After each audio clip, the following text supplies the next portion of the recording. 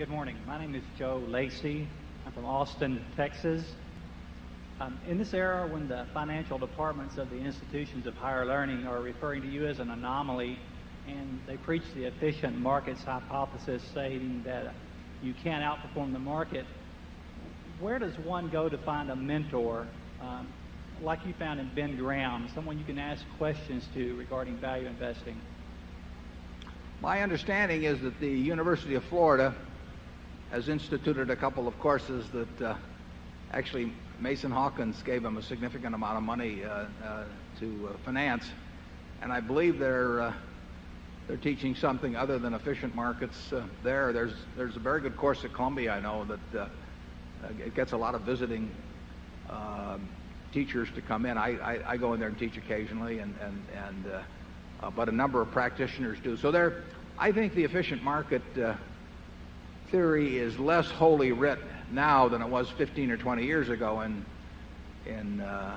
universities, but there's a lot of it taught. But I think you can find more diversity in what is being offered now than 10 or 20 years ago, and I'd recommend looking into those two schools. It's really quite useful.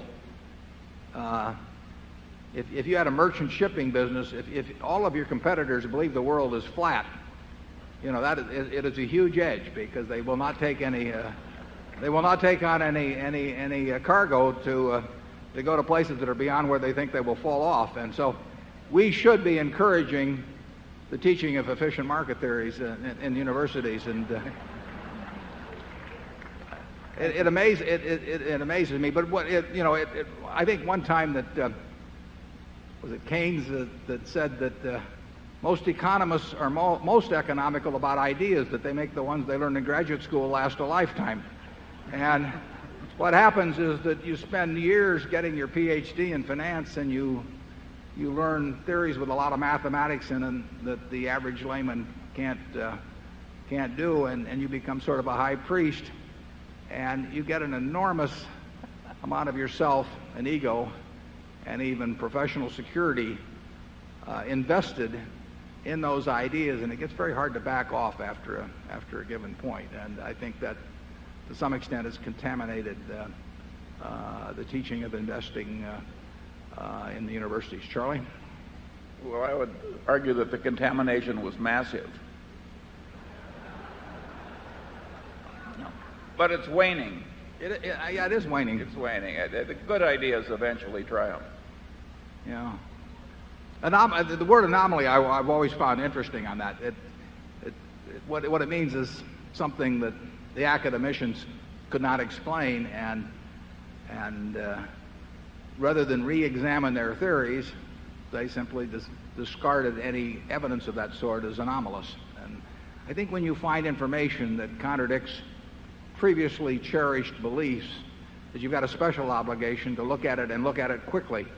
I think Charlie told me that one of the things Darwin did was that whenever he found anything that contradicted some previous belief, he knew that he had to write it down almost immediately, because he felt that the human mind was so conditioned to reject contradictory evidence, that unless he got it down in black and white very quickly, his mind would simply push it out of existence. Charlie knows more about Darwin than I do. Maybe he can explain that. Well, I don't know about Darwin, but I did find it amusing. One of these extreme efficient market theorists explained Warren for many, many years as an anomaly of luck. And he got to 6 sigmas, 6 standard deviations of luck. And then people started laughing at him, because six sigmas of luck is a lot. So he changed his theory. Now Warren has 6 or 7 sigmas of skill. Oh. So you see, I'd rather have the 6 sigmas of luck, actually. The one thing he couldn't bear to leave was his 6 sigmas.